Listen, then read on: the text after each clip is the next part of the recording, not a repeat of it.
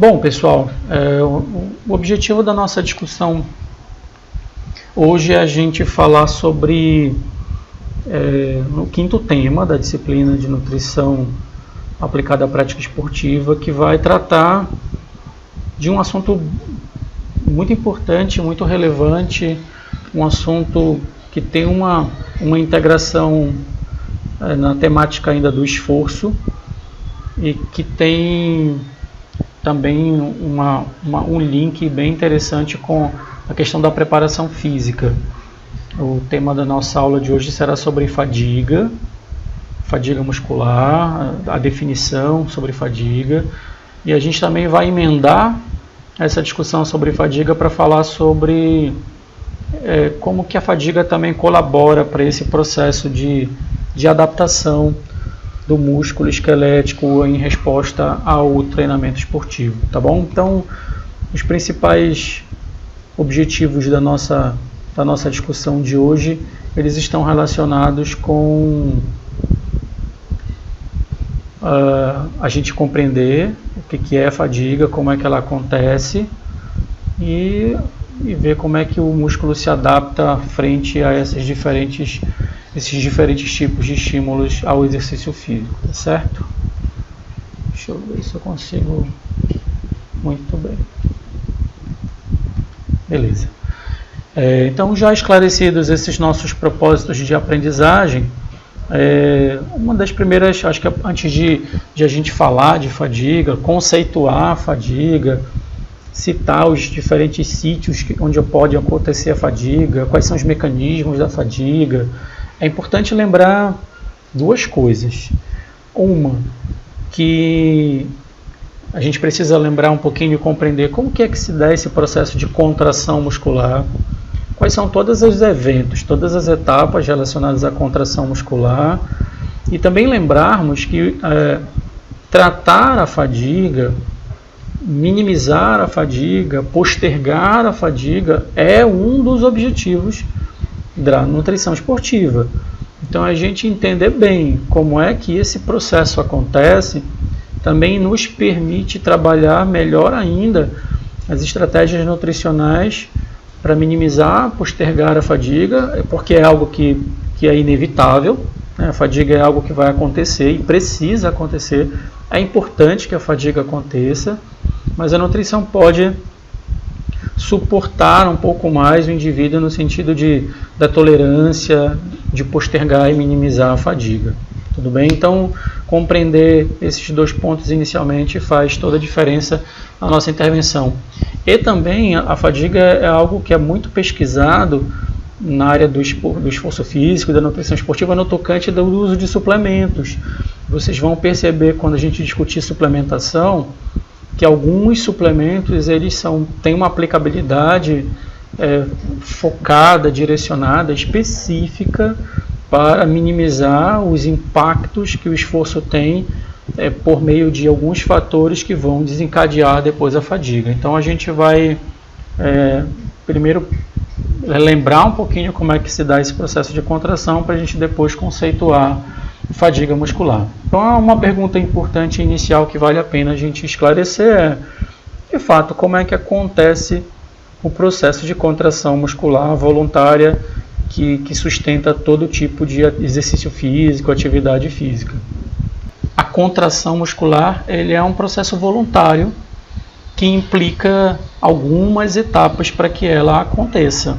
Então, quando a gente vai fazer um exercício físico, o primeiro evento, na verdade, que acontece é a gente enviar mensagens neuronais do cérebro por meio dos neurônios motores até o ponto de conexão desse neurônio motor com a fibra muscular que a gente precisa contrair para desenvolver aquele movimento que a gente quer. Então, nessa ilustração que vocês têm aqui, a gente tem o finalzinho do neurônio motor, a gente tem um espaço entre o neurônio motor e a fibra muscular. O espaço que existe entre essas duas estruturas a gente chama de fenda sináptica. A fibra muscular na sua membrana.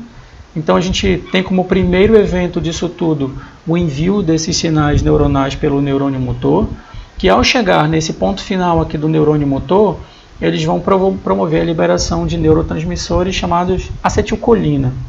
Esses neurotransmissores acetilcolina vão se ligar a receptores específicos de membrana, aqui em azul, e ligados a esses receptores, eles vão provocar uma despolarização da membrana celular. A despolarização da membrana celular, da membrana muscular, ela vai se dar pela mudança de posição dos íons sódio e potássio.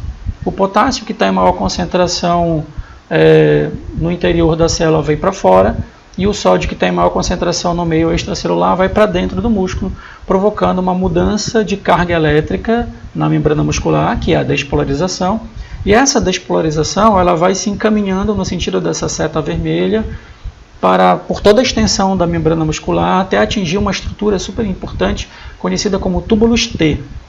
Esses túbulos T eles vão promover uma propagação desse sinal de despolarização para dentro da fibra muscular, né, atingindo as estruturas mais íntimas da fibra muscular, vai propagando esse sinal todo para toda a parte da fibra muscular, para que elas ao mesmo tempo respondam adequadamente a esse sinal de contração.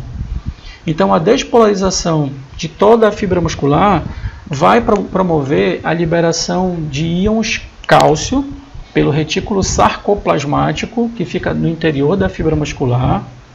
Esses íons cálcio eles vão se ligar a uma estrutura chamada troponina lá na fibra muscular e vão permitir que a fibra muscular, mais especificamente que os miofilamentos de actina e miosina, eles possam se conectar por meio do que a gente chama de pontes cruzadas.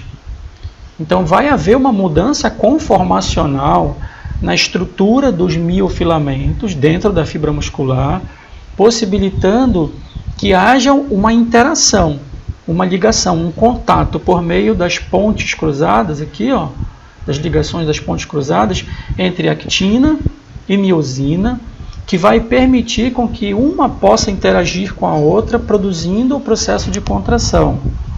Mas vocês já sabem que essa contração ela só vai acontecer quando houver extração de energia da molécula do ATP para que esse processo todo aconteça.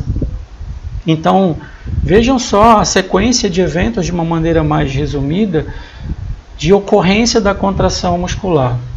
Impulsos nervosos, despolarização da membrana, troca iônica, propagação desse impulso neuronal para toda a fibra muscular, pelos túbulos T, liberação de cálcio pelo retículo sarcoplasmático, a interação do cálcio com troponina, provocando uma mudança conformacional de todos os miofilamentos, esses miofilamentos, actina e miosina, conseguindo interagir por meio das pontes cruzadas, extração, transferência de energia da molécula de ATP para que haja o processo de contração, que do ponto de vista mais macroscópico a gente vai visualizar como encurtamento do sarcômero, um deslizamento de um miofilamento sobre outro. Então o processo de contração todo ele funciona assim. E percebam que para a gente sustentar uma contração muscular, para a gente manter o exercício físico, é preciso que todos esses eventos continuem acontecendo. Deu para entender? Então, enquanto esses eventos continuarem acontecendo nessa sequência, dessa forma, com essa qualidade, a gente tem contração muscular.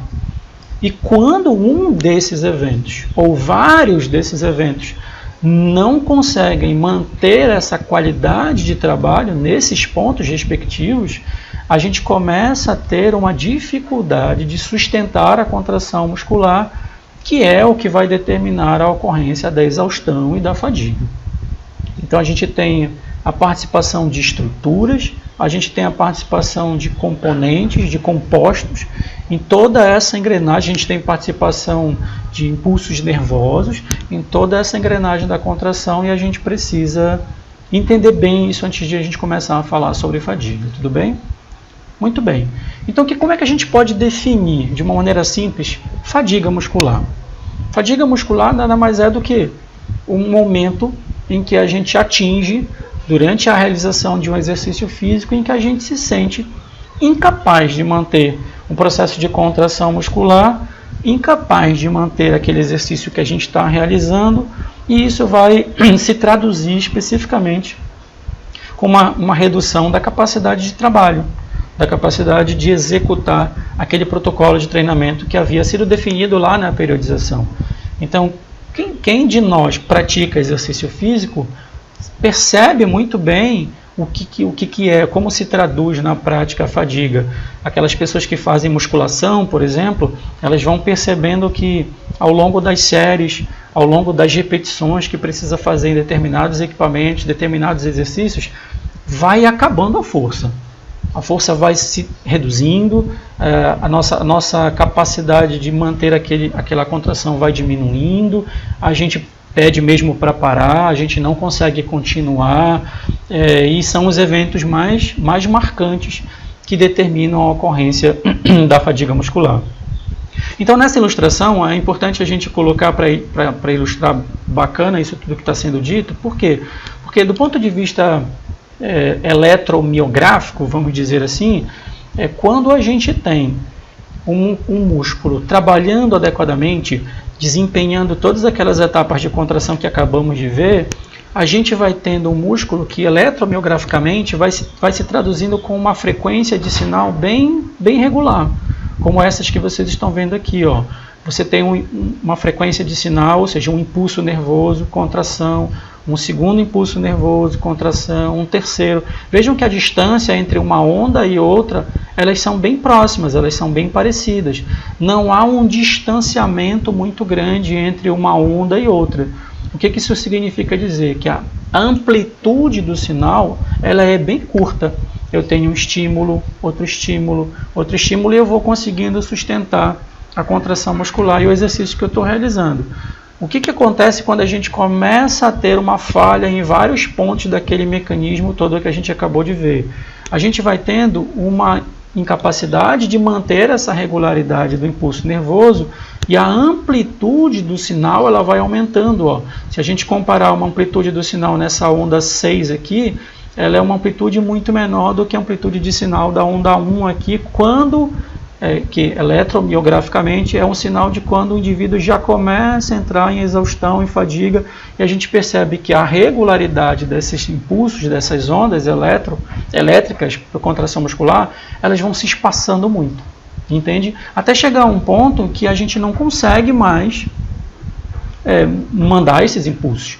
É quando a gente tem um forte componente, uma forte participação do aspecto neuronal, de envio de mensagens para a contração muscular na ocorrência da fadiga muscular. Então, para ficar bem claro, a fadiga muscular é um evento inerente à realização do esforço físico. É importante que ela aconteça. É necessário que a gente chegue nesse ponto de mudança da musculatura, porque vocês verão um pouquinho mais lá na frente o quanto isso é necessário para tudo que vem de bom ao longo do tempo, cronicamente, depois do exercício. Não só depois da sessão de treinamento, mas ao longo do treinamento, tá bom? Aí vocês já sabem muito bem a diferença, tá? Então, para a gente começar a entender assim, essa dinâmica toda de fadiga, é importante mencionar agora de início que assim, não existe uma única causa de fadiga. Então, por exemplo, não adianta eu só usar um suplemento de bicarbonato para um indivíduo, um praticante de atividade física, achando que o tamponamento da queda do pH pelo bicarbonato vai resolver o problema daquele atleta e ele não vai fadigar. Isso não vai adiantar. Não adianta a gente pensar que só entupindo o atleta de creatina, aumentando os conteúdos de fosfocreatina muscular, a gente vai resolver o problema do atleta em relação à fadiga. Não adianta a gente só oferecer um monte de carboidrato para esse atleta, maximizando os estoques de glicogênio muscular, achando que a gente vai também postergar muito a fadiga. A fadiga é multifatorial, a fadiga é um evento complexo, a fadiga é um evento que envolve alterações elétricas, funcionais e estruturais no músculo, tá bom? E isso é super importante a gente compreender para a gente ver o quão desafiador é a gente trabalhar a fadiga do ponto de vista nutricional. Então, há vários, em todos aqueles pontos que eu ilustrei para vocês lá do momento da contração, em todos aqueles pontos é possível que aconteça alguma queda, alguma alteração em vários pontos daqueles, em todos às vezes até, que vão ser determinantes da ocorrência de fadiga nos indivíduos praticantes de atividade física. Agora, alguns fatores, eles são preponderantes, alguns sítios, eles são preponderantes em relação a outros na determinação da ocorrência da fadiga, que é uma coisa que eu vou explicar um pouquinho mais lá na frente, tá? Então, essa ilustração, de uma maneira genérica, ela traz muito bem essa integração do sistema nervoso com a musculatura e tentando pontuar para a gente aqui alguns sítios importantes relacionados à fadiga, como, por exemplo, a mudança nas concentrações de determinados metabólitos. Já se sabe, é conhecido que, de uma forma simples também para entender, a fadiga ela é uma mudança na atividade elétrica, na atividade neuronal, mas do ponto de vista mais local muscular, a fadiga ela vai se traduzir como um desequilíbrio entre a utilização de substratos energéticos e a incapacidade de transferir a energia desses substratos energéticos para a ressíntese de ATP e o acúmulo de metabólitos, gerados, muitos deles, a partir do processo de contração. Tudo bem? Então, vai acontecer com toda certeza a fadiga em nível periférico muscular quando a gente começar a ter esse desequilíbrio de substratos energéticos, aquela condição ótima para a realização do esforço, a presença de substratos energéticos para que a sua energia possa ser utilizada na ressíntese de ATP e um desequilíbrio disso, isso tendendo a cair mais, e uma elevação, um aumento dos metabólitos gerados a partir do processo de contração. Então vejam bem, olha aqui um exemplo importante disso que eu estou comentando. Nessa ilustração, a gente vai encontrar aqui, por exemplo, olha, um acúmulo de prótons e fosfato inorgânico. Prótons é derivado em grande parte de uma reação metabólica que acontece na glicólise anaeróbica, em que há a formação do lactato, que nós comentamos lá no sistema anaeróbico alático. E lático, neste caso é o lático ao qual eu estou me referindo. Os prótons eles são muito gerados naquela reação de formação de lactato. Então a formação do lactato também é acompanhada pela formação de uma grande quantidade de prótons. E esse acúmulo de prótons tende a diminuir o pH intramuscular, e a diminuição do pH intramuscular tende a reduzir a capacidade de trabalho do indivíduo.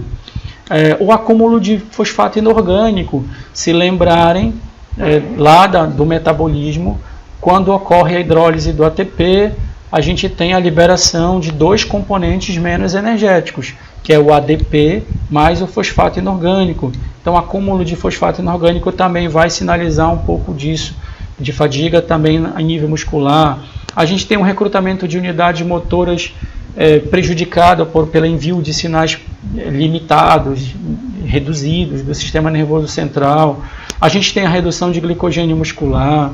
A gente tem a menor liberação de acetilcolina na fenda sináptica, como a gente acabou de ver agora há pouco. Então, a fadiga ela pode acontecer em nível central, em nível periférico. Com toda certeza, os eventos que acontecem em nível periférico dentro da fibra muscular têm um impacto muito grande na ocorrência dessa fadiga, mas o que pode provavelmente acontecer é que em cada ponto daquele haverá uma alteração prejudicando globalmente o processo de contração muscular até o ponto de a gente não conseguir mais produzir a força e a contração que a gente estava acostumado a fazer e a produzir.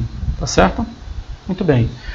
Eu vou detalhar um pouquinho mais cada um desses pontos, cada um desses mecanismos para ficar bem claro. Eu vou precisar, vez ou outra, voltar um pouquinho nessa ilustração, mas para vocês entenderem muito bem.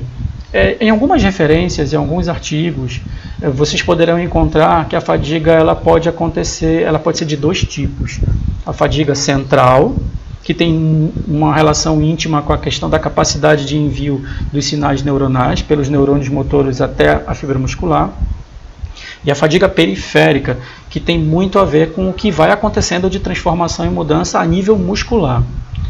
Isso não é tão apropriado de se usar, essa classificação, essa divisão não é tão apropriada de se usar. Por quê?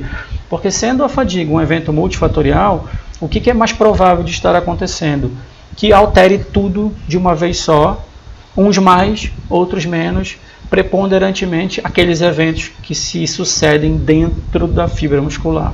E aí eu vou recordar um pouquinho deles para vocês também ao longo da nossa conversa, tá bom? Então, do ponto de vista mais central de comunicação do cérebro com o músculo, a gente tem um prejuízo, por exemplo, de envio de sinais neuronais pelos neurônios motores até a fibra muscular, e esse menor envio de sinais neuronais ele pode prejudicar o recrutamento de unidades motoras. Ele pode provocar a despolarização, a propagação daquele sinal de despolarização para um número menor de fibras musculares. Ou seja, se a gente tem um grupamento muscular grande, por exemplo, na perna, na coxa, e a gente tem trabalhado esse músculo durante uma sessão de treinamento, como é que a gente vai observar isso de concreto causando fadiga nesse grupamento muscular? Se no início daquele esforço era percebido, por exemplo, por sinais eletromiográficos, que todos os grupamentos, todas as fibras musculares presentes naquele grupamento muscular, elas estavam sendo recrutadas, elas estavam sendo despolarizadas, elas estavam sendo sensibilizadas para a contração, ao longo da realização do exercício, como a gente vai tendo aquele aumento da amplitude do sinal, as ondas de despolarização vão retardando mais, vão espaçando mais, vão diminuindo. Algumas fibras musculares dentro do grupamento muscular podem não responder ao estímulo, ou o estímulo pode ser insuficiente para essa contração e ela nem contrair. Enquanto que uma aqui do lado está contraindo, a outra está aqui e não sabe o que está acontecendo, não está contraindo e não está ajudando no exercício.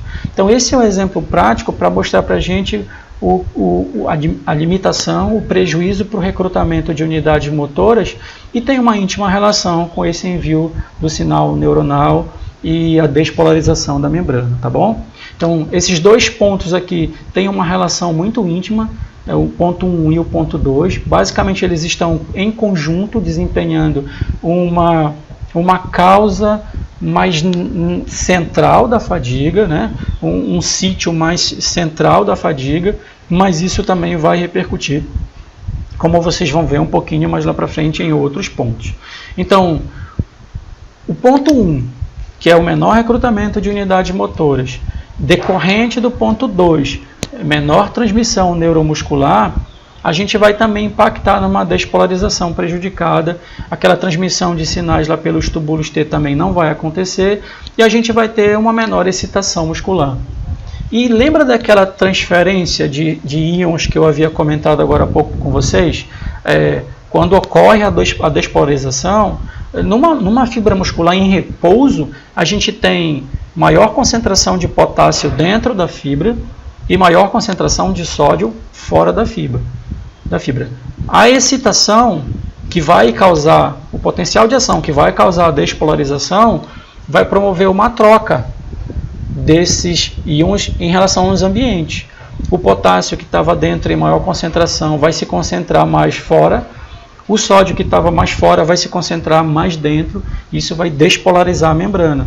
E isso também vai ser prejudicado no processo de contração quando a gente tiver uma limitação para a transmissão dos impulsos nervosos, quando a gente tiver uma limitação, como a gente acabou de ver lá na ilustração, uma limitação para a liberação de acetilcolina, porque é o neurotransmissor que vai passar aquela mensagem, falar, precisamos contrair, vamos despolarizar a membrana, vamos contrair todo mundo.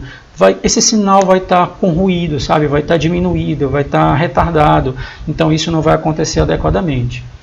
Se vocês lembrarem, agora há pouco eu tinha comentado aqui que uma etapa importante do processo de contração, neurônio motor, acetilcolina, liga receptor, despolariza, troca íons sódio e potássio. Esse sinal de despolarização vai sendo propagado para o interior da fibra muscular, dentro dos túbulos T. Aqui nos túbulos T a gente vai ter um importante evento. A despolarização do restante da fibra para o interior da fibra, a propagação desse sinal para lá, vai estimular o retículo sarcoplasmático a liberar cálcio. Então, imaginem só, isso tudo está desacelerado, esse processo todo está prejudicado. Vai ter uma menor liberação de cálcio para a estrutura muscular. Esse cálcio, ele deveria exercer aquele papel de se ligar à troponina, mudar a conformação da fibra dos miofilamentos e permitir a agregação, o contato dos miofilamentos, só esperando a energia do ATP para contração. Isso também já não vai mais acontecer de uma maneira tão adequada. Então esses eventos eles têm uma relação bem integrada, assim como a gente vai ter também uma sequência de eventos relacionados mais à questão dos substratos energéticos e dos metabólitos. Então aqui só para exemplificar para vocês, ó, eu estava comentando agora há pouco, fibra muscular numa condição de repouso, o que a gente vai ter? Dentro do músculo, mais potássio, fora do músculo, mais sódio. Quando ocorrer o inverso, a gente tem a despolarização.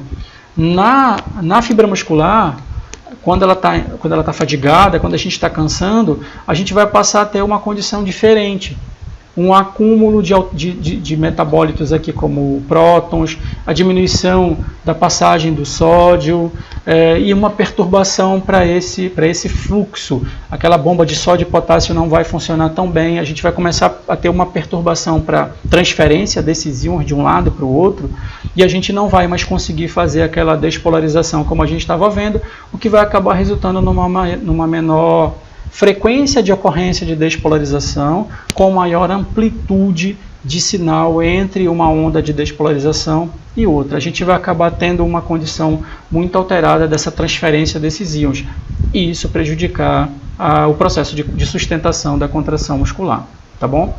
Além daqueles fatores que a gente acabou de mencionar, a gente vai tendo ao longo do tempo, mais localizado dentro do músculo, a gente vai tendo uma diminuição dos estoques de ATP. Devem lembrar que quando a gente discutiu o metabolismo ao longo do processo de contração, que requer energia, essa energia é recrutada a partir do ATP e os níveis de ATP vão declinando, eles vão caindo até atingirem níveis críticos que vai estimular o início do processo de ressíntese do ATP, que vai requerer energia de substratos energéticos para fazer essa ressíntese, aqueles 4 substratos energéticos que a gente conhece, que vocês já conheceram, mas caso esses substratos energéticos eles tenham seus estoques limitados ou os mecanismos metabólicos necessários para a extração de energia desses substratos energéticos para a ressíntese do ATP não estejam trabalhando adequadamente, a gente vai começar a ter dentro do nosso músculo um déficit de ATP e um acúmulo de ADP, assim como o de fosfato inorgânico, que foi o que eu mencionei para vocês lá naquela ilustração anterior.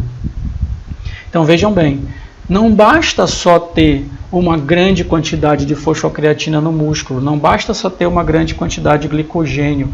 O que é importante que se tenha também? É importante que se tenha um aparato metabólico adequado para que essa transferência de energia ela possa acontecer.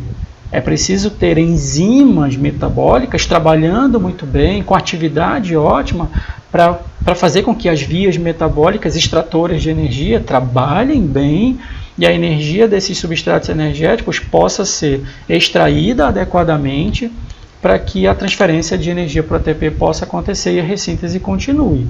Então, a gente já está falando aqui de uma condição em que substratos energéticos vão tendo suas concentrações diminuídas. E se vocês recordarem daquele gráfico que eu mostrei para vocês, que foi aquele software que foi produzido pelos pesquisadores da Unicamp, que vão mostrando a utilização dos substratos energéticos em função do tipo de esforço que vai sendo realizado, a intensidade e duração. Se vocês lembrarem daquelas barrinhas lá que vão diminuindo, aquilo representa o estoque do substrato energético sendo depletado.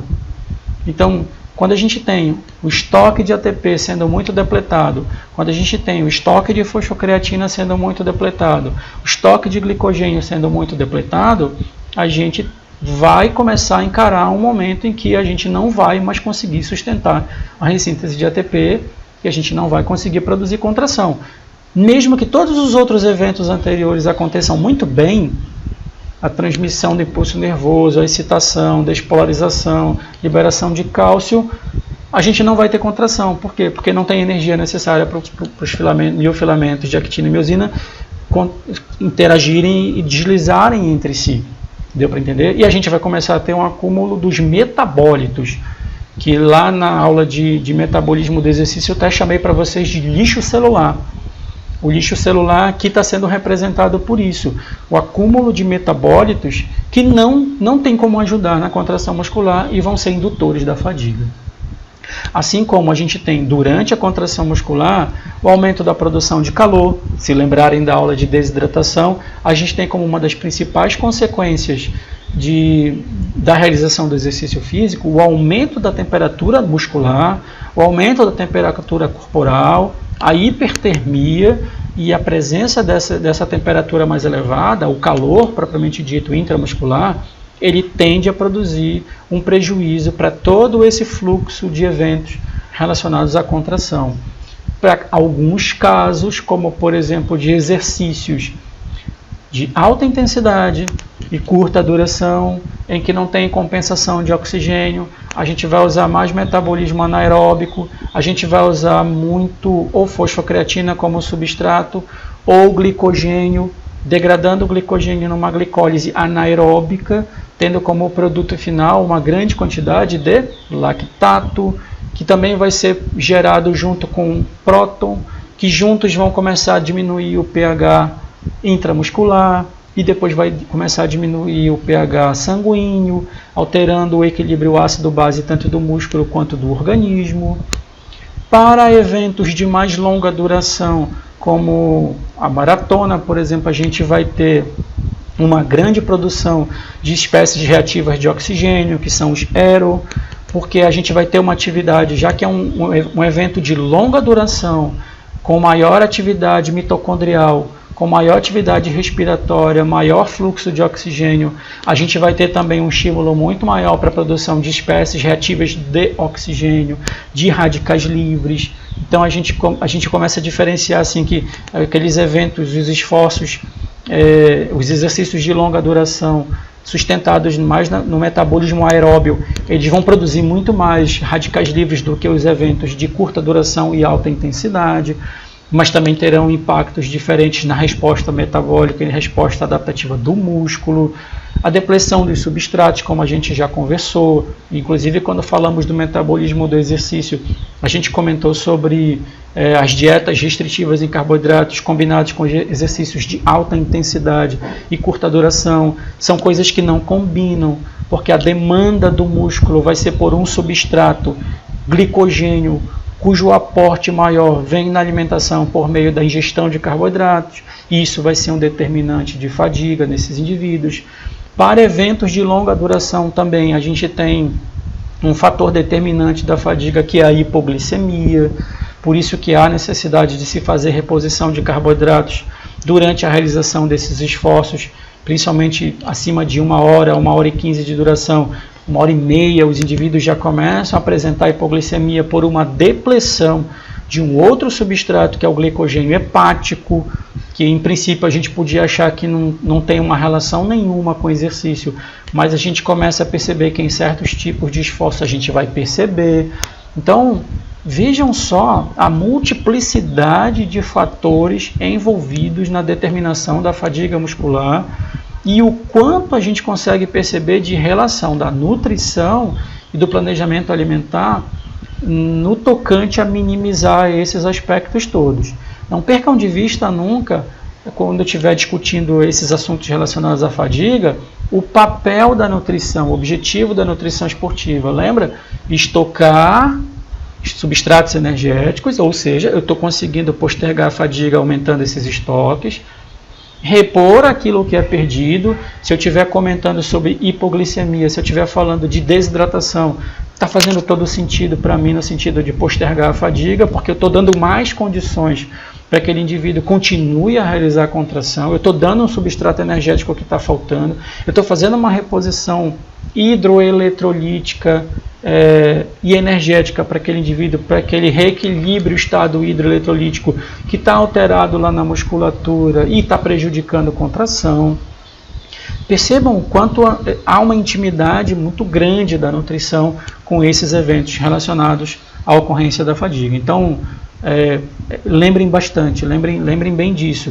A gente tem eventos, sítios de ocorrência de fadiga relacionados ao sistema nervoso central e a comunicação do sistema nervoso central com o músculo no envio de sinais de contração, de sinais elétricos, sinais neuronais.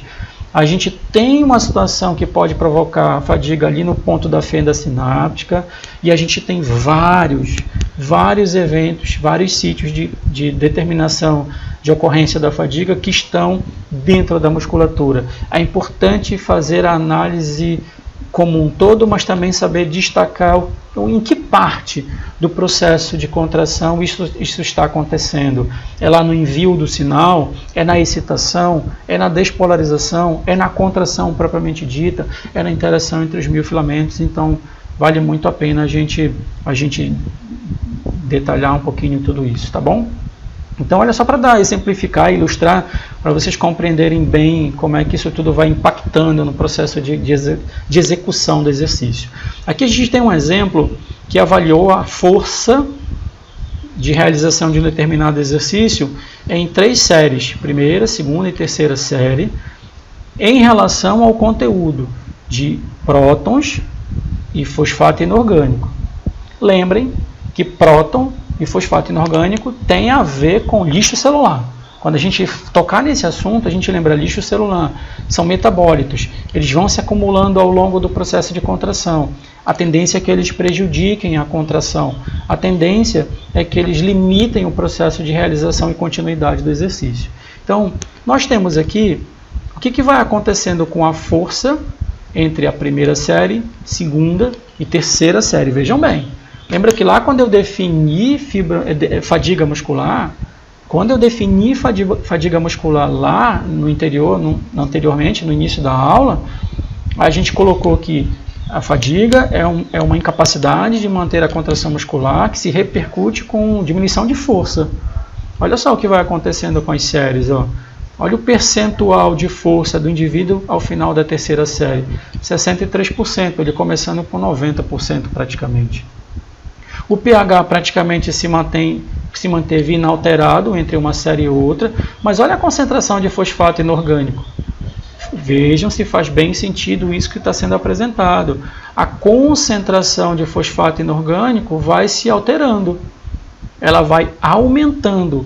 O que isso quer dizer para a gente? Se está sobrando mais fosfato inorgânico, é porque também está sobrando o ADP. Se eu fosse avaliar ADP, eu perceberia isso. Mas o mais importante de a gente perceber disso tudo é que se está aumentando o fosfato inorgânico, está havendo uma grande hidrólise de ATP e a demanda energética está sendo alta. E caso os metabólitos, os substratos energéticos, eles não possam ser utilizados para fazer essa reposição, o produto final disso é o incremento do fosfato inorgânico, como a gente está vendo aqui. Deu para entender? E se a gente olhar os valores relacionados ao próton, a gente vai vendo um acréscimo, um incremento. A cada série que a gente vai tendo um incremento de prótons. Pode parecer nada, um acréscimo de 1/10 de uma série para outra, mas isso já faz uma enorme diferença na manutenção do pH intramuscular e na continuidade de todo o processo. Tá? Então, acho que é um exemplo bem bacana para a gente compreender esse ponto. Se a gente for falar, por exemplo, da fosfocreatina, da creatina fosfato e a sua relação com velocidade, olha só que legal, né? Por que a gente faz a relação de fosfocreatina com velocidade? Porque a fosfocreatina ela é um substrato energético determinante de bom desempenho em esforços de alta intensidade, velocidade e curta duração. Por quê? Porque esse indivíduo provavelmente não vai conseguir perdurar esse esforço por muito tempo. Porque os estoques de fosfocreatina vão entrar em depressão muito rápida e não vão conseguir sustentar esse esforço com a mesma característica que ele estava sendo realizado. Então, se vocês analisarem essa ilustração mostra para a gente o que vai acontecendo com a concentração de fosfocreatina, a velocidade do indivíduo na realização de uma corrida de 100 metros rasos, o que a gente vai percebendo? Um decréscimo súbito de fosfocreatina nos primeiros 20 metros e depois um decréscimo continuado dessas concentrações até o final da prova, enquanto a gente tem um incremento agudo da velocidade, mas que depois a gente começa a ter um decréscimo dessa velocidade até o final da prova. Exatamente espelhando, do ponto de vista contrário, obviamente, espelhando as concentrações de fosfocreatina. São inversamente proporcionais. Quanto maiores os estoques de fosfocreatina, maior ele consegue imprimir velocidade, mais ele consegue imprimir velocidade. Conforme os estoques de fosfocreatina vão caindo, ele também vai retardando o movimento, diminuindo a velocidade, porque ele já não consegue mais sustentar todo esse processo da forma como vinha sendo sustentado até então. Tudo bem? Mais um outro exemplo. Nesse exemplo aqui especificamente, a gente está fazendo um olhar detalhado, considerando os diferentes tipos de fibra. Se lembrarem, a gente tem 3 diferentes tipos de fibras dentro do músculo. A gente tem a fibra de contração lenta, intermediária e rápida. Lenta é mais oxidativa, é mais aeróbia. Rápida é mais anaeróbia. E a intermediária, ela acaba dando suporte para os 2 tipos de esforços. Então, para melhorar o entendimento, fez-se uma comparação entre fibra de contração lenta e fibra de contração rápida com relação ao conteúdo de fosfocreatina, a pausa, após exercício e após recuperação, o que vai acontecendo com essa concentração. Então, veja só. Nos diferentes tipos de fibra, obviamente a gente já tem que lembrar assim, uma dessas 2 fibras já tem um conteúdo muito maior de fosfocreatina. De início, a fibra de contração rápida é quem detém uma maior concentração de fosfocreatina. Por quê? Porque é ela que vai ser recrutada, lembra do recrutamento de unidades motoras lá do início? A fibra de contração rápida ela vai ser recrutada mais proporcionalmente, em maior proporção, com os esforços de alta intensidade e curta duração. Enquanto que as fibras de contração lenta, elas vão ficar ali fazendo um trabalho meio que de retaguarda, intermediando com os outros tipos de fibras de contração intermediária. Olha o que acontece após o exercício. O conteúdo tanto da fibra de contração lenta, quanto o conteúdo da fibra de contração rápida, eles caem muito após o exercício. Sendo que o conteúdo de fosfocreatina das fibras de contração rápida, ele vai cair muito mais e abaixo da concentração de fosfocreatina das fibras de contração lenta. Já expliquei por que isso acontece, porque dependendo da característica do exercício, elas serão recrutadas para trabalhar muito mais do que as fibras de contração lenta. E no processo de recuperação, olha o que vai acontecer. A concentração de fosfocreatina vai acabar sendo maior na fibra de contração lenta e menor na fibra de contração rápida. Isso se justifica pelo fato de que a fibra de contração lenta ela tem mais mioglobina, ela tem mais oxigênio e a ressíntese de fosfocreatina, a partir da creatina livre com fosfato, ela se dá num ambiente aeróbio. E aí a gente começa a perceber também o quanto uma boa capacidade aeróbia melhora a nossa capacidade anaeróbia. Porque quanto melhor a capacidade de ressíntese de fosfocreatina, mais rápido a gente regenera e prontamente a gente está disponível para participar de uma nova sessão de treinamento. Tudo bem? Muito bem. Então, só para ilustrar que as fibras, elas não cansam do mesmo jeito, né? As fibras de contração rápida e lenta, elas não fadigam da mesma forma, elas não fadigam ao mesmo tempo, e elas vão fadigar dependendo das características do esforço e do que está sendo demandado delas em um determinado tipo de exercício. A fadiga, gente, é algo super importante. Como eu estava falando para vocês no início, a fadiga é algo necessário. Ela deve ser uma parte, um objetivo do exercício. A gente às vezes fica perguntando assim, poxa, mas se o exercício é algo tão ruim que desorganiza o nosso organismo, que bagunça o nosso organismo, que causa um monte de perturbação, por que fazer exercício? Por que eu preciso atingir esse ponto da fadiga? Eu não sei se vocês já ouviram um termo que os professores de educação física nas academias eles usam, que é assim, tem um protocolo lá de treinamento que o indivíduo vai fazendo a execução do exercício até a falha. Vejam bem, até a falha. O que é a falha? Até ele não aguentar mais, até ele entrar em fadiga, até ele entrar em exaustão, para vocês reconhecerem e entenderem o quanto a realização do exercício e o atingimento da fadiga, você atingir a fadiga, é importante para todo o processo adaptativo do nosso corpo ao exercício. A fadiga produzida de uma forma calculada, de uma forma planejada, ela é necessária. E no meio do esporte a gente chama isso de overrushing. O overrushing é a fadiga saudável, a fadiga necessária, a fadiga boa que a gente precisa atingir, porque ela vai ser o gatilho, o estímulo, o ponto de partida para todo um processo de supercompensação que a gente vai esperar do exercício ao longo do tempo.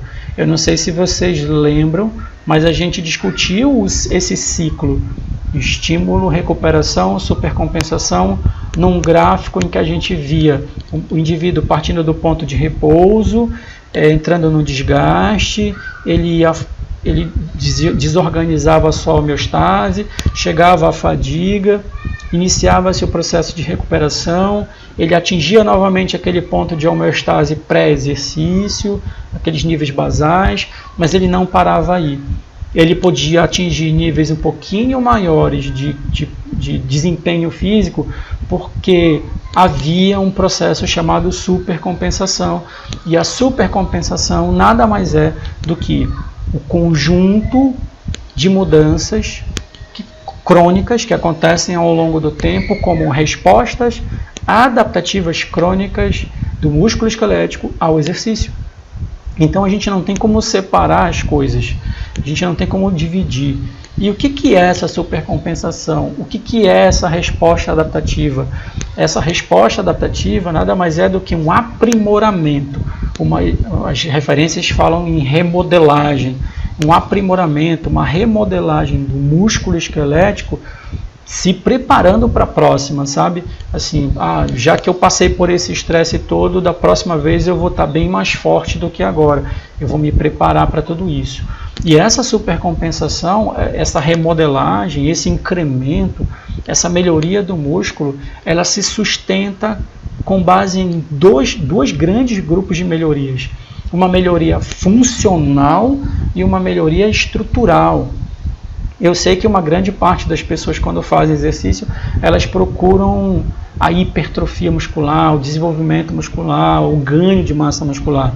Mas isso não vem sozinho, esse ganho estrutural não vem sem que haja por trás um ganho funcional e vice-versa, entendeu?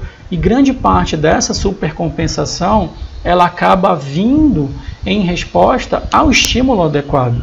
Quando a gente faz um estímulo bom no esforço físico, no exercício, a gente ao longo do tempo vai conseguindo adquirir essa mudança fenotípica, essa resposta adaptativa que a gente chama de supercompensação, a melhoria contínua do exercício. E o que acaba produzindo isso, né? Essa mudança, essa melhoria funcional, essa melhoria estrutural. O que é isso e como que isso acontece é o que a gente consegue entender quando a gente avalia as respostas adaptativas do músculo esquelético ao exercício. Então vejam bem, aqui nessa ilustração a gente tem os efeitos agudos e crônicos do exercício físico ao longo do tempo em relação ao desempenho. Então, na parte de baixo, a gente vê aqui uma linha em azul, parece um eletrocardiograma, né? Assim, aqueles picos de contração do músculo cardíaco, parece um eletrocardiograma. Mas a gente tem aqui nada mais do que um indivíduo em repouso que realiza um exercício físico e ele tem um pico. Ele tem uma resposta. Essa resposta ela é rápida, ela é transitória, ela é súbita, é aguda, ela é de boa magnitude, mas ela é muito curta. Como vocês bem podem perceber, há uma resposta muito grande, só que pequena, de curta duração e transitória. Que resposta é essa? Uma das principais respostas que a gente tem de imediato, quando a gente começa a fazer qualquer tipo de exercício físico, é o incremento na síntese de RNA mensageiro. Aí a gente vai ter que abrir um parêntese aqui para lembrar o que é RNA mensageiro, o que isso quer dizer. Quando vocês ouvirem RNA mensageiro, lembrem, síntese proteica. O RNA mensageiro, na verdade, é produzido a partir do processo de transcrição lá no núcleo celular, e ele é assim chamado de mensageiro, porque como ele é produzido dentro do núcleo e a síntese proteica acontece no citoplasma, ele precisa sair do núcleo e levar uma mensagem lá para as organelas responsáveis pela síntese proteica, né, os ribossomos, por exemplo, dizendo assim, olha, eu tenho uma mensagem para você, você precisa sintetizar tal proteína. A mensagem vem completa e dizendo também, olha, você precisa juntar esses e esses e esses aminoácidos nessa sequência para produzir tal proteína. Então, essa parte de baixo da ilustração quer dizer o que para a gente? Que quando a gente faz uma sessão de treinamento, a gente tem um fortíssimo estímulo para a síntese proteica, mas esse estímulo ele é transitório, ele vai passar, a não ser que você repita esses estímulos ao longo do tempo. Se vocês lembrarem dos conceitos lá da base da preparação física, a gente falou de dois conceitos que cabem muito bem aqui. O conceito da continuidade, o princípio da continuidade e o princípio da reversibilidade. Eu preciso continuar as sessões de treinamento, eu preciso me engajar num treinamento para ter as respostas adaptativas crônicas de longo prazo, que são as que nos interessam. Mas se eu parar esse estímulo, se eu cessar esse estímulo, se eu espaçar muito esse estímulo, eu não terei isso.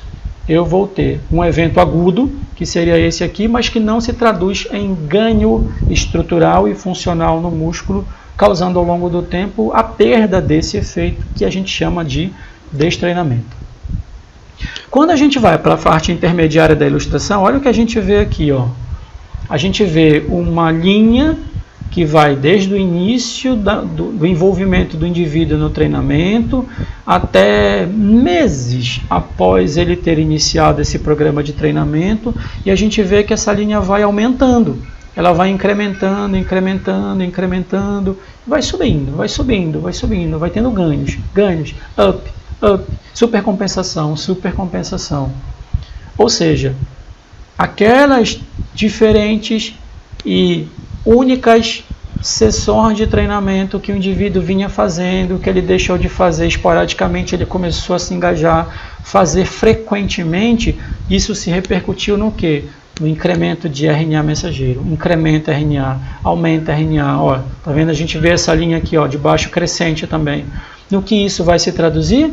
Numa maior produção de proteínas, numa maior síntese proteicas. E eu não estou falando aqui só de actina e miosina, eu não estou me referindo só ao aumento da estrutura muscular, à hipertrofia muscular, não é isso. E não entendam dessa forma. Nós estamos falando aqui de melhoria da atividade fisiológica do músculo, da capacidade funcional do músculo, melhor atividade de enzimas metabólicas, por exemplo, que foi aquilo que eu mencionei agora há pouco para vocês, como um determinante da fadiga, ou seja, quando a gente tem mais proteínas metabólicas, enzimas, quando a gente tem enzimas com melhor atividade metabólica, a gente tem uma eficiência energética muito maior para a ressíntese de ATP, e a gente passa a ter uma produção de contração com muito mais qualidade. E essa fadiga ela vai acontecer, ela precisa acontecer, só que ela vai acontecer por um tempo, depois de um tempo maior, submetendo o indivíduo, estimulando o indivíduo muito mais até chegar nesse ponto da fadiga. Então, quando vocês veem aqui, ó, aumento do conteúdo proteico, a gente está se referindo àquele conteúdo de proteínas contráteis. A gente está falando de melhoria estrutural. Quando a gente está falando aqui de melhor atividade da função enzimática, o que a gente está dizendo? A gente está se referindo a quê? A melhora da capacidade funcional. Melhora a função, melhora a estrutura. Músculo forte, músculo trabalhando bem, contraindo bem. Músculo de maior volume e forte ao mesmo tempo. Deu para entender? Conforme esse tempo vai passando, a gente também vai tendo algumas características mais perceptíveis, né, do ponto de vista da realização do exercício físico. Porque se vocês forem lembrar e forem perceber, esse conteúdo proteico, função enzimática, produção de RNA, a gente não consegue visualizar assim tão facilmente. Não é uma coisa que a gente vai observar no nosso corpo ao longo do tempo realizando o treinamento físico, mas tem coisas que vão acontecendo com a gente ao longo do tempo, com o nosso corpo, que a gente percebe, como por exemplo, a nossa capacidade de realizar o exercício. Eu estou fazendo aqui meu exercício e com o passar das semanas eu vou percebendo que aquele peso já está mais leve, que a minha respiração já está melhor, que eu não estou tão ofegante, que a minha perna já não dói tanto quando eu faço exercício, que a minha dor no outro dia também não é tão grande como era no início, que eu não estou manifestando tantos sintomas de inflamação, eu vou percebendo que a minha atividade metabólica global também vai aumentando, eu vou conseguindo dar conta de cada vez mais exercício, eu vou conseguindo realizar protocolos cada vez mais diferentes de exercício, que vão exigindo cada vez mais do meu organismo, mas que eu também vou dando conta de executar. E sabe, isso vai virando um ciclo vicioso, positivo, virtuoso na verdade, vai virando um ciclo virtuoso em que eu vou tendo ganhos. Eu tenho ganho de performance, eu tenho ganho estrutural, eu tenho ganho funcional, eu tenho ganho metabólico, eu tenho ganho fisiológico, e aí eu vou conseguindo realizar diferentes tipos de exercício que me exigem mais, percebe? Isso é a supercompensação, mas isso acontece quando a gente tem estímulos adequados, quando o protocolo de treinamento é adequado, quando eu experimento a fadiga, quando eu vivencio a fadiga de uma maneira calculada. O exercício precisa ser um estresse muito bem calculado para produzir todos esses efeitos. E é por isso que muitas pessoas não conseguem aderir ao exercício físico, porque elas acham e fazem a relação de que exercício é coisa ruim, exercício é dor, exercício é cansaço, exercício é algo indesejável. Porque muitas vezes elas experimentaram o exercício em algumas primeiras situações, mas esse estresse não foi muito bem calculado, sabe? O profissional provavelmente não teve um cuidado adequado com respeito àqueles princípios e aquela pessoa experimentou o exercício de uma maneira desagradável. E muitas vezes as pessoas não querem experimentar isso de novo, ninguém quer experimentar de novo algo que foi desagradável, tá bom? Então isso é super importante. Essas descobertas que a gente tem aqui, ó, em nível de RNA mensageiro, síntese proteica, maior atividade funcional de enzimas, maior conteúdo proteico, todas elas vieram a partir do desenvolvimento, a partir de descoberta das ciências ômicas. Né? O que são essas ciências ômicas? São aquelas ciências que se debruçaram a investigar aspectos bem específicos de funcionamento do nosso organismo, como, por exemplo, a genômica, que veio nos trazer informações sobre a interação de nutrientes com o DNA, veio trazer para a gente a nutrigenética, veio falar para a gente da nutrigenômica. Então, a descoberta do genoma humano, o sequenciamento total do DNA, nos permitiu reconhecer defeitos, mutações que teriam impacto depois sobre a síntese de algumas proteínas, que essa deficiência poderia levar a uma certa doença, assim como o caminho inverso, que determinados compostos alimentares, componentes da dieta, podem interferir e causar um certo prejuízo à integridade do DNA, gerando todos os conhecimentos que a gente já sabe. Mas, sobretudo, como uma evolução de tudo isso, a gente tem duas ciências ômicas, que ajudaram muito a gente a entender como que se dá esse processo todo de remodelagem muscular, de aprimoramento, de supercompensação do músculo esquelético, das respostas adaptativas do músculo ao exercício físico, que foram a proteômica e a metabolômica. A proteômica é a ômica que vai estudar aqueles RNA mensageiros e as proteínas que por eles são codificadas. E a metabolômica vai estudar especificamente enzimas metabólicas, metabólitos em si, dos vários inúmeros caminhos metabólicos existentes, para esclarecer para a gente, explicar melhor como é que o músculo esquelético vai melhorando ao longo do tempo a sua estrutura, a sua função, para dar conta dos esforços de contração aos quais eles são submetidos. E aqui eu trouxe um exemplo para vocês bem clássico da nutrição esportiva, que mostra, por exemplo, a partir dos estudos das ciências ômicas, da proteômica, da metabolômica, mostra para a gente o papel de um aminoácido, o aminoácido leucina, estimulando a atividade de uma proteína chamada mTOR e a ação dessa proteína por meio de diferentes vias de sinalização celular, incrementando de maneira super diferente do que se conhecia até então, aumentando muito a síntese proteica muscular. Até um tempo atrás, o uso dos BCAA como suplementos na prática esportiva era muito difundido, ainda é muito disseminado, mas pesquisas relacionadas à leucina, que é um dos aminoácidos de cadeia ramificada, junto com a isoleucina e a valina, pesquisas específicas sobre a leucina mostraram que dentre os 3 aminoácidos de cadeia ramificada, quem de fato desempenhava um papel fisiológico, funcional, metabólico, que respondia pelos efeitos de ganho de massa muscular, até então atribuídos aos aminoácidos de cadeia ramificada, era a leucina. Inclusive que há um limiar de ingestão deste aminoácido em torno de 2,5 a 3 gramas por dia, combinado ao treinamento resistido, para potencializar a resposta hipertrófica a esse treinamento, porque descobriu-se essa sequência toda de eventos aqui, em que a leucina, junto com o treinamento de força, vai desempenhar exatamente. A leucina, junto com o treinamento de força, juntos, sinergicamente, vão desempenhar um incremento para a síntese de uma proteína chamada mTOR, e por várias vias de sinalização, que são esses outros que vocês estão vendo mais embaixo, diferentes vias de sinalização celular, vão estimular em grande parte a síntese proteica, que vai produzir todo o incremento estrutural e funcional do músculo mais forte e hipertrofiado. Deu para entender? Então essas ciências elas são super importantes para a gente. Então o que a gente pode perceber ao longo do tempo? Né? Que tipo de transformação a gente vai percebendo ao longo do tempo? A gente vai ter uma ilustração que pode ser uma tradução mais detalhada daquela primeira que eu mostrei para vocês sobre os diferentes estímulos, síntese de RNA, incremento de proteína e melhora de performance.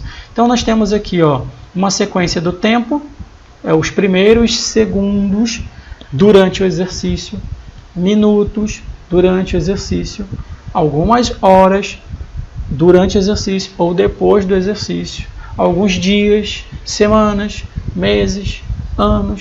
O que a gente vai percebendo? O que vai acontecendo no nosso músculo e no nosso corpo? Um processo de adaptação metabólica com uma modificação, uma expressão fenotípica diferente. Aquela resposta, aquela mudança de shape, de forma, aquela mudança corporal que as pessoas querem e desejam, elas vão acontecer depois de semanas, meses, anos de treinamento. Por quê? Porque para que essa mudança fenotípica aconteça, aquela mudança física que eu observo aconteça, ela precisa ter antes mudanças estruturais, metabólicas, funcionais, que dependem da realização regular de várias sessões de exercício físico. Nesses quadros abaixo, o que a gente vai tendo? A gente vai tendo, na verdade, diferentes eventos, diferentes modificações fisiológicas, metabólicas, bioquímicas, estruturais, que vão acontecendo dentro do músculo em resposta à sequência de treinamento do indivíduo, como, por exemplo, uma melhor atividade da ATPase, sódio-potássio. Lembra que a ATPase, sódio-potássio tem a ver com a despolarização da membrana, né? A saída do potássio, a entrada do sódio. Quem faz isso é uma enzima chamada ATPase sódio-potássio por meio da bomba de sódio-potássio, né? Essa é a bomba de sódio-potássio que tanto se fala. A gente vai tendo, olha só que interessante, uma maior concentração de cálcio mitocondrial e citoplasmático. A gente vai tendo uma menor relação entre fosfocreatina e creatina livre. Ou seja, se a relação é menor, significa dizer que o conteúdo de fosfocreatina é maior, uma maior disponibilidade de AMP cíclico, né, ou adenosina monofosfato, pode também ser as duas coisas. A gente vai tendo aqui uma maior atividade de enzimas indutoras de mudanças metabólicas, atividade de quinases, de fosfatases, com aquela transdução de sinal que eu acabei de mencionar para vocês nesse ponto aqui. Isso aqui é transdução de sinal. São vias de sinalização que vão estimular a síntese proteica.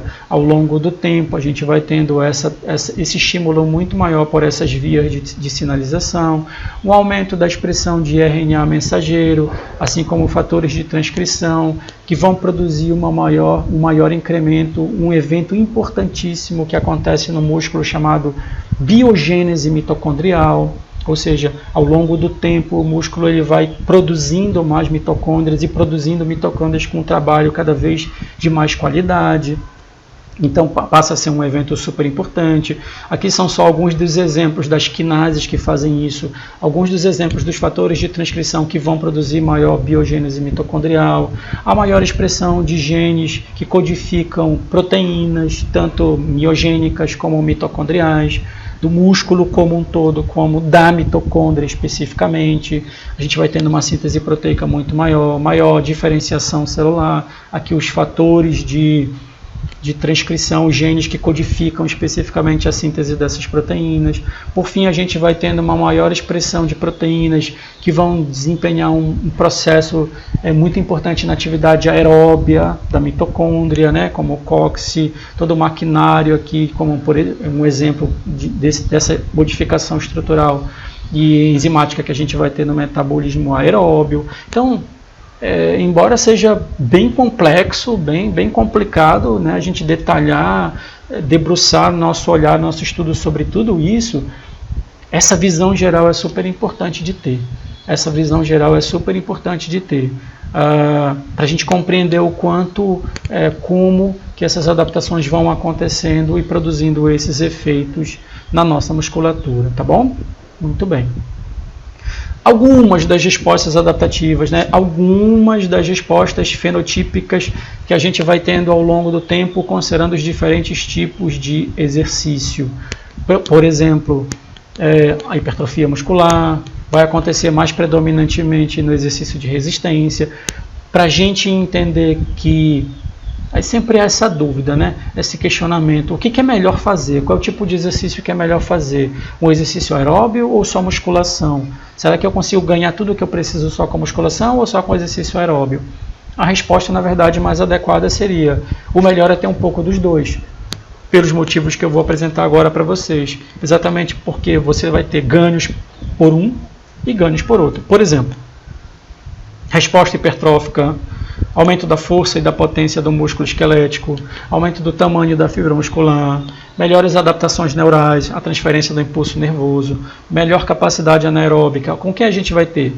Com exercício de resistência. Exercício resistido, exercício de resistência não é aquele exercício que a gente faz por muito tempo. Exercício resistido, de resistência, treinamento de força é igual à musculação. Tá bom? Com a musculação também a gente ganha uma síntese muito maior de proteínas miofibrilares, os miofilamentos, actina, miosina, troponina, tá bom? Com exercícios aeróbicos, o que a gente vai tendo mais ganho? A gente vai tendo maior ganho com síntese de proteínas mitocondriais, que é a biogênese mitocondrial. A gente vai tendo uma maior tolerância ao lactato, a gente já não cansa tão rápido produzindo lactato, a gente vai tendo uma maior vascularização muscular, a gente vai ter uma maior densidade mitocondrial, a gente vai ter uma maior capacidade aeróbia, né? Vão melhorando tudo com exercício aeróbio. Então vejam, uma parte desses efeitos vão sendo melhorados com treinamento de resistência, a outra parte vai sendo melhorada com treinamento aeróbio. Ainda tem um pouquinho mais, ó. Densidade mineral óssea a gente aumenta com os dois. Com que a gente pode aumentar mais resistência insulina, a sensibilidade insulínica. Olha que interessante. A sensibilidade à ação da insulina é bem melhorada com exercício aeróbio. A diminuição de marcadores inflamatórios com exercício aeróbio. A diminuição da frequência cardíaca de repouso com exercício aeróbio. O aumento do volume respiratório máximo e forçado com exercício aeróbio. E isso aqui tem uma aplicabilidade muito boa. Por exemplo, esse aumento da sensibilidade à insulina tem uma aplicabilidade muito boa com o quê? Com o uso do exercício para tratamento de pessoas diabéticas, ou que têm resistência insulínica, ou com síndrome metabólica. Então veja que os dois tipos de exercício podem incrementar a sensibilidade à insulina, tá bom? Então vejam que a gente precisa de um pouquinho de cada um desses esforços. Isso aqui é só um exemplo bem didático do quanto de mudanças, de melhorias que o exercício físico pode nos proporcionar como respostas adaptativas mais fisiológicas, biológicas, fora toda a melhoria que o exercício físico pode nos proporcionar do ponto de vista social, emocional, psicológico, nutricional. Então, se a gente for listar aí as vantagens de se fazer exercício físico, tirando todos esses aspectos fisiológicos e biológicos, a gente vai embora e passa a tarde inteira resolvendo, conversando sobre isso, tá bom? Então, muito bom entender. Sumariamente, resumidamente, o que a gente quer mostrar para vocês com essa discussão de fadiga relacionada com as respostas adaptativas? Vale muito a pena a gente passar por esse estresse calculado. Vale muito a pena a gente se expor a essa condição calculada, gradativa, proporcional, crescente, saudável de fadiga. Por quê? Porque a fadiga ela vai ser um poderoso estímulo para que o nosso músculo responda a esse estímulo, se aprimorando, se melhorando, supercompensando. Então aqui a gente pode ver os diferentes tipos, são inúmeros. Se vocês forem, dá para a gente fazer um curso, uma disciplina só com esses aspectos da metabolômica, proteômica, do exercício e como que acontece toda essa remodelagem do músculo esquelético ao longo do tempo em resposta ao treinamento, em resposta à nutrição, à suplementação. Então a gente tem inúmeros fatores aqui, genes que codificam proteínas, fatores de transcrição, vias de sinalização, transdução de sinal, inúmeras coisas. É um panorama belíssimo para se aprender, cuja área está caminhando muito bem e muitos estudos vão sendo produzidos nessa área para entender melhor, intimamente, com mais detalhes, como se dá esse processo todo de incremento, de remodelagem, de aprimoramento do músculo esquelético em resposta ao exercício físico.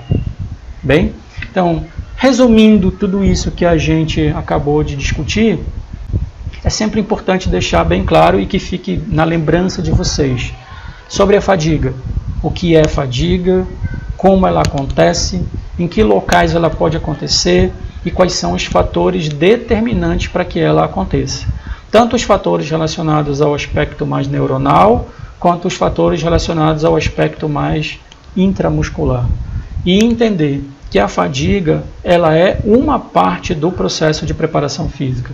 A fadiga é um objetivo do treinamento esportivo, porque ela vai suscitar, ela vai estimular as respostas adaptativas que o músculo vai implementar, a supercompensação necessária para que o músculo consiga progredir, evoluir e tolerar cargas de treinamento cada vez melhores e maiores, por meio de todo o incremento que a gente vai tendo do ponto de vista estrutural e funcional desse músculo, melhorando a cada vez mais, cada evolução, melhorando ainda mais o desempenho físico e a capacidade física e a aptidão física dos indivíduos. Tudo bem? Tá bom?